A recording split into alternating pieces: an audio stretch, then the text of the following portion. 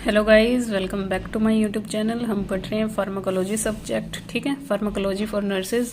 और आज का हमारा जो टॉपिक रहेगा वो आपका इम्पोर्टेंट टॉपिक है। ये टॉपिक है हमारा डिफरेंस बिटवीन द हिपेरिन और वारफरिन, ठीक है। इनके बीच में हम क्या पढ़ रहे हैं, डिफरेंस पढ़ रहे हैं आज। देखिए, सबसे पहला डिफरेंस आपको यही बताया गया है कि हिपेरिन क्या होता है, एक पेरेंट्रल एंटीकोएगुलेंट होता है, और वारफरिन क्या होता है, एक ओरल एंटीकोएगुलेंट होता है। दोनों के दोनों ही ये क्या होते हैं, आपके एंटीकोएगुलेंट होते हैं, बस इनका रूट जो रहेगा वो आपका डिफरेंट रहेगा। यहाँ पे आपको ये बात यहाँ बताई गई है।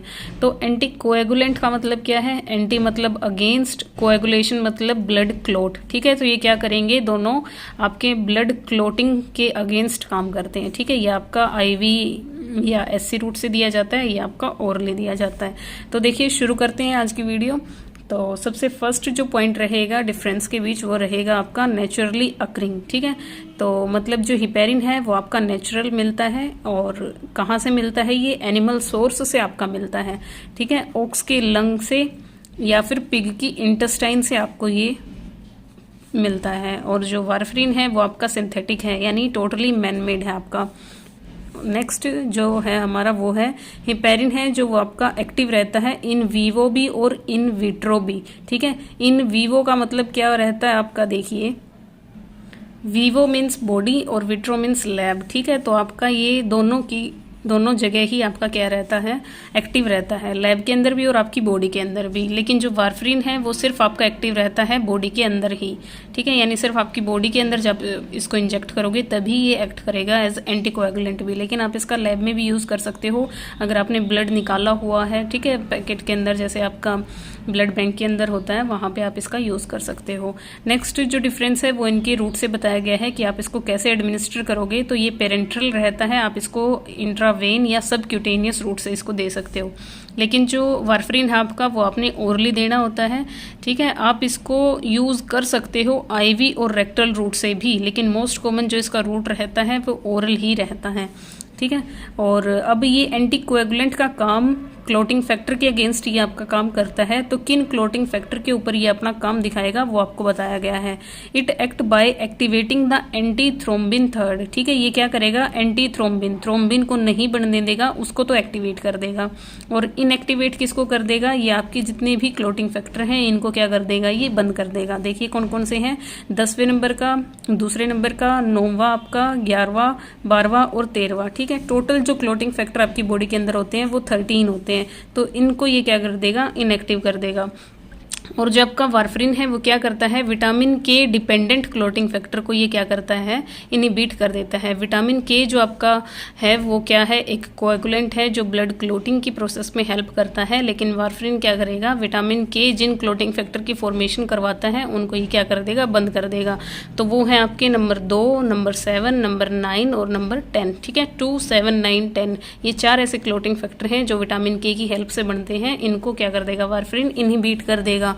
उसके बाद इनके एक्शन पे बात हुई है। हिपेरिन जो है उसका जो एक्शन रहेगा वो रैपिड रहता है, ठीक है। शुरुआत में ही ये अच्छा काम करेगा, लेकिन कम समय के लिए इसका एक्शन रहता है। उसके बाद हमारा वारफरिन के बारे में बताया गया है कि ये डिलेड, थोड़ा लेट शुरू होता है, लेकिन लॉन्ग टाइम के लिए काम करता है आपका, ठीक है। शुरुआत इसकी थोड़ी धीरे होगी, लेकिन टाइम ज़्यादा देर तक ये काम करेगा। उसके बाद बताया गया है कि हिपेरिन थेरेपी को आप मॉनिटर कर सकते हो बाय द APTT। ये एक तरह का टेस्ट होता है आपका। जब भी किसी पेशेंट को आप हिपेरिन एडमिनिस्टर करते हो तो आपने चेक करते रहना है टाइम टू टाइम, ठीक है, कि किसी तरह की कोई कॉम्प्लिकेशन ना हो। तो APTT की फुल फॉर्म देखिए आपकी क्या रहेगी, एक्टिवेटेड पार्शियल थ्रोम्बोप्लास्टिन टाइम।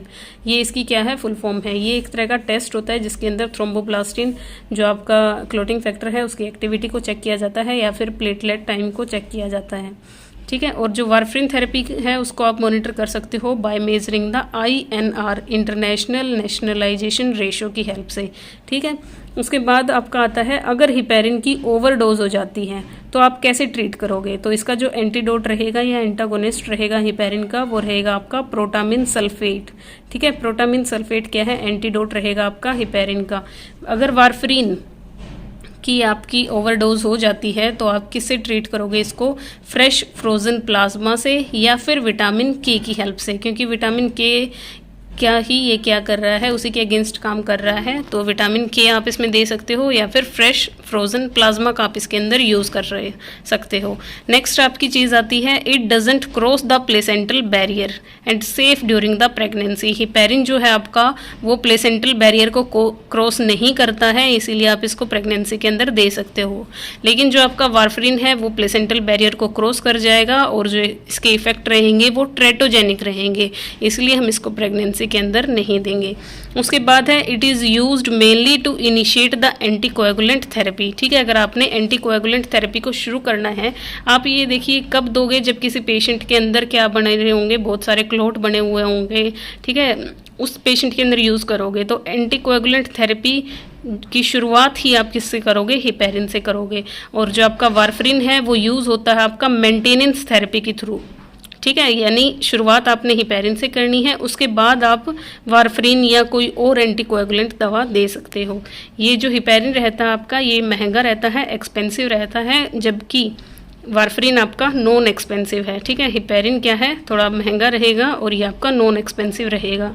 तो ये हमारा डिफरेंस था बिटवीन द हिपैरिन और वारफरिन। बहुत इंपॉर्टेंट क्वेश्चन है आपका ये। ठीक है, इसके अंदर आपको सारी ही बातें याद रखनी है। ओवरडोज हो जाए तब हम क्या देंगे, टेस्ट किससे करते हैं, ठीक है, और ये चीज़ की ये आपका किस ब्लड क्लॉटिंग फैक्टर को इनिबिट करता है और ये किनको करता है। ठीक है, ये नेचुरली है, ये सिंथेटिक है, इन सारी बातों का आपको पता होना चाहिए।